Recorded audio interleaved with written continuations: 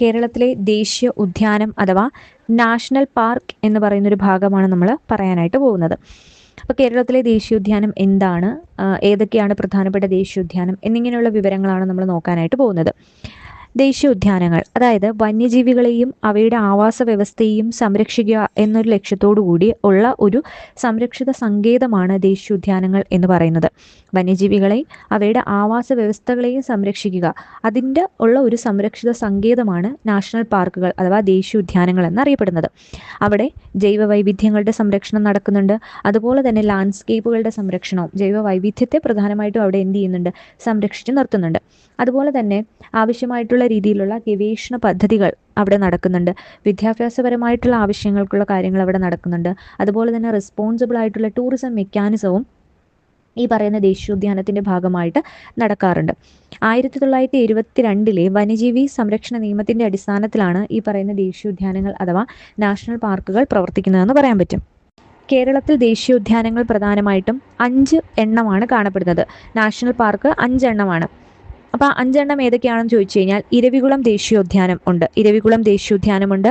അതുപോലെ തന്നെ silent Valley ദേശീയോദ്യാനമുണ്ട്, Anamudi Shola, മതികെട്ടാം ചോല, പാമ്പാടും ചോല എന്നിങ്ങനെ 5 ദേശീയ ഉദ്യാനങ്ങൾ അഥവാ നാഷണൽ പാർക്കുകളാണ് ഉള്ളത്. അപ്പോൾ ഇതിനകത്ത് പെരിയാർ ദേശീയോദ്യാനം എന്നുള്ളൊരു ദേശീയോദ്യാനം കൂടി ഉണ്ട് എന്ന് പറയുന്നു. അതായത് പെരിയാർ വന്യജീവി സങ്കേതം 1982 ദേശീയോദ്യാനമാക്കി മാറ്റി എന്ന് പറയുന്നു. പക്ഷേ ഔദ്യോഗികമായ രേഖകളിലൊന്നും തന്നെ പെരിയാർ ഒരു ദേശീയോദ്യാനമായിട്ട് കാണുന്നില്ല, ഔദ്യോഗികമായിട്ട് ഒരു പ്രഖ്യാപനം കാണുന്നില്ല. പക്ഷേ നമുക്ക് ഔദ്യോഗികമായിട്ടുള്ള രേഖകളിലുള്ളത് 5 ദേശീയോദ്യാനമാണ് കാണപ്പെടുന്നത്. ഇരവികുളം ദേശീയോദ്യാനം, അതുപോലെ സൈലന്റ് വാലി, മതികെട്ടാൻ ചോല, പാമ്പാടും ചോല, ആനമുടിച്ചോല എന്നിങ്ങനെ 5 ദേശീയോദ്യാനങ്ങളാണ് കാണപ്പെടുന്നത്. അപ്പോൾ ഈ 5 ദേശീയോദ്യാനങ്ങളിൽ 4 എണ്ണവും ഇടുക്കി ജില്ലയിലാണ് കാണപ്പെടുന്നത്. അപ്പോൾ ഏറ്റവും കൂടുതൽ ദേശീയോദ്യാനം കാണപ്പെടുന്ന ജില്ല എന്ന് ചോദിച്ചു കഴിഞ്ഞാൽ അത് ഇടുക്കി ജില്ലയിലാണ്. ഒരെണ്ണം മാത്രം പാലക്കാട് ജില്ലയിലാണ്. സൈലന്റ് വാലി ദേശീയോദ്യാനം മാത്രം പാലക്കാട് ജില്ലയിലും ബാക്കിയുള്ള എല്ലാ ദേശീയോദ്യാനങ്ങളും ഇടുക്കി ജില്ലയിലുമാണെന്ന് ഓർക്കുക. ഇനി ഓരോ തരത്തിലുള്ള നാഷണൽ പാർക്കുകളെയും ഡീറ്റെയിൽഡ് ആയിട്ട് നമുക്കൊന്ന് നോക്കാം. അപ്പോൾ ആദ്യത്തെ ദേശീയോദ്യാനം അഥവാ ആദ്യത്തെ നാഷണൽ പാർക്ക് എന്ന് പറയുന്നത് ഇരവികുളം ദേശീയോദ്യാനമാണ്. ഇരവികുളം നാഷണൽ പാർക്കാണ്. അപ്പോൾ ഇരവികുളം നാഷണൽ പാർക്ക് ഇടുക്കി ജില്ലയിൽ ദേവികുളം താലൂക്കിലാണ് കാണപ്പെടുന്നത്. അപ്പോൾ ഇടുക്കി ജില്ലയിൽ ദേവികുളം താലൂക്കിൽ ആണ് ഈ ദേശീയോദ്യാനം. വളരെ ഉയരത്തിൽ സ്ഥിതി ചെയ്യുന്ന ഒരു ദേശീയോദ്യാനമാണ് ഇരവികുളം ദേശീയോദ്യാനം. ഇത് ആദ്യം പറയാനുള്ള കാരണം എന്ന് പറയുന്നത് ഏറ്റവും വലിയ ദേശീയോദ്യാനം ഇരവികുളം ദേശീയോദ്യാനമാണ്. 97 ചതുരശ്ര കിലോമീറ്റർ വിസ്തൃതിയിൽ വ്യാപിച്ചു കിടക്കുന്ന ദേശീയോദ്യാനമാണ് ഇരവികുളം ദേശീയോദ്യാനവും.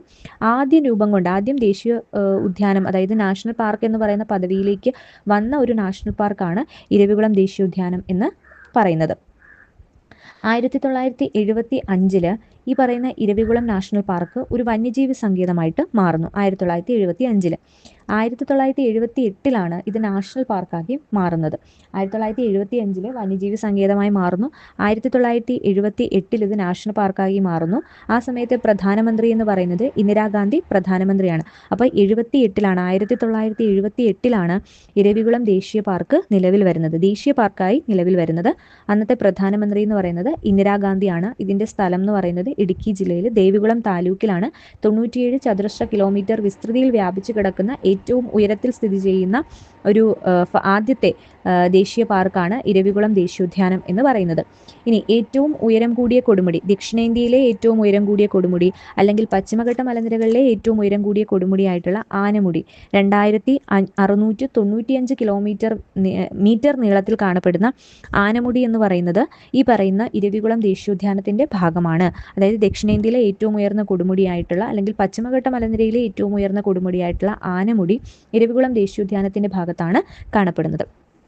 ഇനി ഇരവികുളം ദേശീയോദ്യാനത്തിൻ്റെ ഒരു പ്രത്യേകത എന്ന് പറയുന്നത് അവിടെയുള്ള വനങ്ങൾ ശ്രദ്ധിച്ചാൽ അത് ചോലവനങ്ങളായിരിക്കും. ചോലവനങ്ങളോ പുൽമേടുകളോ ആയിരിക്കും ഇരവികുളം ദേശീയോദ്യാനത്തിൽ കാണപ്പെടുന്നത്. അതുപോലെ തന്നെ ഇവിടുത്തെ സംരക്ഷിത മൃഗം എന്ന് പറയുന്നത് നീലഗിരി താർ എന്നറിയപ്പെടുന്ന വരയാടുകളാണ് സംരക്ഷിത മൃഗമായിട്ട് കാണപ്പെടുന്നത്. വരയാടുകളുടെ ശാസ്ത്രീയ നാമം എന്ന് പറയുന്നത് നീലഗിരി ട്രാഗസ് ഹൈലോക്രിയസ് എന്നാണ്. ഇതിൻ്റെ നീലഗിരി താർ അഥവാ വരയാടുകളുടെ ശാസ്ത്രീയ നാമം എന്ന് പറയുന്നത്. അപ്പോൾ വരയാടുകൾ സംരക്ഷിത മൃഗമായിട്ടുള്ള നാഷണൽ പാർക്കാണ് ഇരവികുളം ദേശീയോദ്യാനം എന്ന് പറയുന്നത്.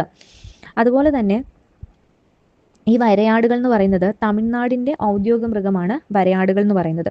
ഇരവികുളം ദേശീയോദ്യാനത്തിൽ തന്നെ രാജമല എന്ന് പറയുന്നൊരു പ്രദേശമുണ്ട്. അപ്പോൾ ആ രാജമല എന്ന് പറയുന്നൊരു പ്രദേശം ഒരു ടൂറിസ്റ്റ് ഡെസ്റ്റിനേഷനാണ്, ടൂറിസ്റ്റ് കേന്ദ്രമാണ്.